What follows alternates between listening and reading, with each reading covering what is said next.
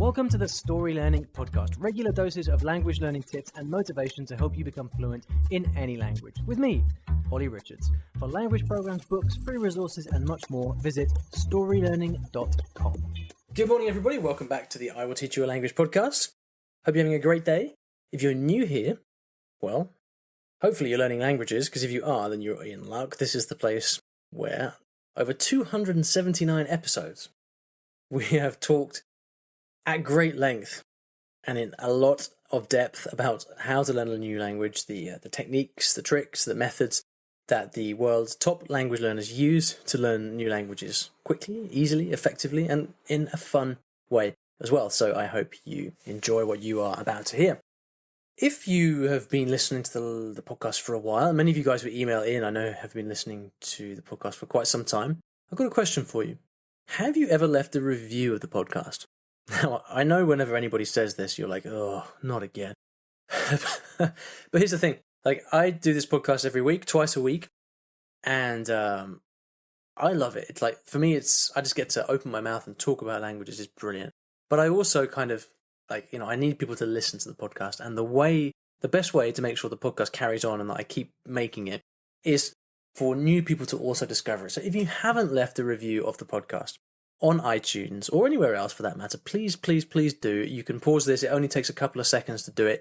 You can open up iTunes. You can go into the podcast app as well on iPhone, and you can leave a star rating and a review. It would mean a lot to me, and I always go back and read the reviews, and it's... Anyway, today we have another question by email from Austin. Now, this is a couple of months old, so in fact, it's July, August, it's 3 months old. So, Austin, I'm sorry that it's taken me so long to get through. I've not been so consistent with the podcast in the last month or two. And I don't know, given your question, this may all be moot by this point, but hopefully not. And I don't know. Well, we'll see. Austin says, "Hi, Olly, thanks so much for everything you do with I Will Teach You a Language and the podcast. I love all the content." Thank you, Austin. "I know that you think using your spouse or significant other to teach you a language is a bad strategy. But what do you think about learning a language with your spouse? To give some context, I'm somewhere around a B1 level in Spanish, and I've been looking forward to starting another language. My wife has never learned a foreign language before, but has expressed some interest in learning French. For me, French is probably third on my list of languages I'd like to learn, but the idea of being able to learn together is very appealing. Any ideas or tips on learning a language together?" That's a cool question. Another new question. It still amazes me that after 270 whatever episodes, there are still brand new questions that we haven't heard before come in. So thanks very much for that, Austin. That's great. I think it's a wonderful idea.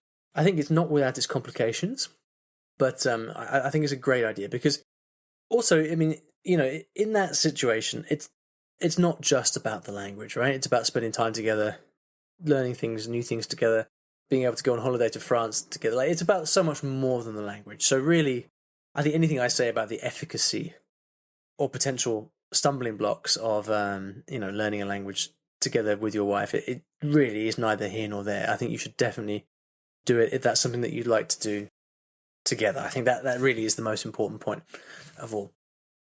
I was in Spain a couple of weeks ago, and I met a couple of couples, actually, who have who've both been learning Spanish, obviously, right? They live there. I don't know if they take lessons together or exactly how it works, but they've both been learning Spanish. And I've noticed a pattern with this. And what tends to happen is that the two of you will have different learning styles. And now, I'm not a big fan of the term learning styles in general. I think it's a red herring a lot of the time.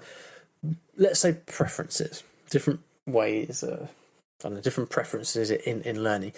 And that can kind of make it difficult to navigate the learning process and the classes. Again, I don't think this is the most important thing. The fact that you're doing the stuff together is the main thing. But so one woman, for example, said to me, I'm a very visual learner, and I need to see everything written down. My husband can just talk and talk and talk, and that's how he likes to learn. And then another couple I met said, the husband had been studying Spanish for like 25 years or something like that, but he couldn't speak. Even though they lived in Spain, because he's he's a lawyer and he's very analytical, and he doesn't like to make mistakes, likes to get everything right, etc., etc. You know how it goes, and he's made this classic mistake. I mean, mistake assuming that his goal is assuming that he would actually like to be able to speak Spanish. Then he's made the classic mistake of trying to learn more and more and more and more, but never actually starting to speak the language. My student Courtney wrote me an email a while ago. She was a Fluent Spanish Academy member, and she said to me, like, Ollie, the most important piece of advice I got from you was that if you want to actually speak Spanish, then you have to actually speak it with people. You got to put the books away and actually speak. So anyway, this guy that in Spain, his wife was telling me, he can read anything under the sun. He could probably read legal manuals in Spanish, but he can't speak because he's never actually taken the step of starting to speak with people and creating, opportunities to speak. And so, Austin, in your case, you'll probably find, or you may find, that you and your wife want to learn in slightly different ways. So if you've got experience with Spanish, then you might have no trouble kind of jumping in and starting to speak because you know how important it is to speak, right? So you're willing to make mistakes or whatever, whereas your wife might be a little bit apprehensive of that and she might shy away from speaking, or vice versa. And you've got to sort of muddle your way through that somehow. But it could be really nice to study together, to revise together, go out to language exchanges together. It really comes down to the dynamic between the two of you and how it works. So I don't really have a great deal to say about it other than that, keep your sights on the fact that it's something that's obviously really healthy for you guys as a couple and for the relationship. And I wouldn't take the language part of it too seriously. What will happen eventually is that you'll be at different stages and you'll need different things and you have different preferences. So if you want to really, take your language, work on the language very seriously and take your skills to a higher level, that's when you've really got to start learning on a more personal level, and it might be difficult to keep doing that together. But I think that's just really immaterial for now. If you're looking to get started in French, I actually wrote a book called French Foundations. I'll tell you about that a little bit later. But anyway, I hope that was helpful, Austin. I know it's been 3 months now since you started, so perhaps you could come and give me a comment on the episode, on the show notes, and let me know how it's gone. I'd be very interested to hear. You can find this episode at iwillteachyoualanguage.com/episode 279. If you'd like to ask me a question, you can drop me an email with podcast question in the subject line, or you can go to iwillteachyoualanguage.com/ask, ASK, to do that. Now, at the end of every episode, I like to leave you with a resource of some kind on the topic of the show. And as I just mentioned, Austin and his wife are thinking about learning French together. In fact, they have. In fact, Austin followed up a couple of days later and said, I should also mention that not only has my wife expressed some interest, we actually started learning together yesterday and she's looking forward to learning together. We plan to use the Teach Yourself series as a guide. Okay, so they've actually started learning together and they're using the Teach Yourself series, which is great. Cool. Well, Austin, 3 months in, let me know how it goes. So the resources I'd like to give you then for French are, first of all, my new book of short stories in French for beginners, published with Teach Yourself, so we can keep it all in the family since you started studying with Teach Yourself already. You can find that at iwillteachyoualanguage.com/books, and there are bonuses there as well, so you can get a couple of Michel Thomas Start courses for free and a bunch of other great courses there to help you with your French.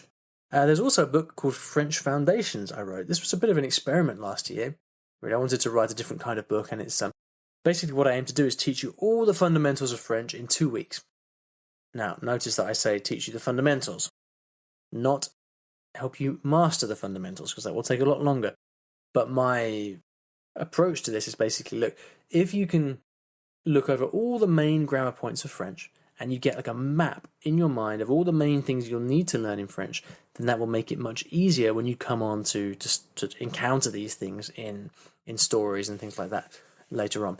So I'll put a link to both of those in the show notes. You can find them both on Amazon as well. But if you'd like to leave a comment on this episode and find a link to everything I've mentioned, you can go to iwillteachyoualanguage.com/episode 279. Thanks so much for listening, and I'll see you back in the next episode.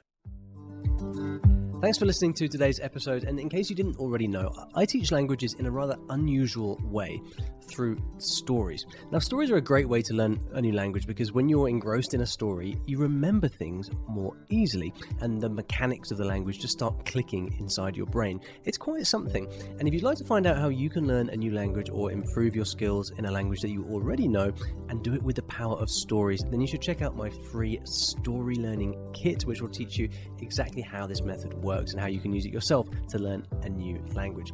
Visit storylearning.com/podkit, that's PODKIT, to get free access. Inside, you'll find explanatory videos, masterclasses, worksheets, short stories to practice with, and much, much more. Once again, that is storylearning.com/podkit, PODKIT. And if you're lucky, you might also find a link in the podcast description or show notes of this episode.